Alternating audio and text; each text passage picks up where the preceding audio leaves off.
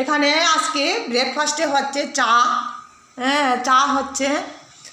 আর আজকে এখানে মুসুর ডাল হচ্ছে। এখানে মুসুর ডাল অলরেডি আমার হয়ে গেছে। আর হচ্ছে এখানে ভাত হচ্ছে। আর এখানে মাছ এনে রেখেছে, একদম জ্যান্ত মাছ, লাফানো মাছ।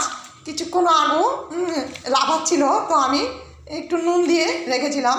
তো এখানে পাঁচমিশালি মাছ, ট্যাংরা মাছ আছে, বেতরঙ্গি মাছ মানে বাইং মাছ অনেকে বলেন, তারপরে পুঁটি মাছ আছে, তারপরে এখানে আরও মাছ আছে। এখানে এই যে এই মাছ বাইলা মাছ বলে, তো অনেক ধরনের মাছ আছে। ট্যাংরা মাছ আছে, এই যে ট্যাংরা মাছ আছে, বড় বড় ট্যাংরা মাছ। তো পাঁচমিশালি মাছ যাকে বলে।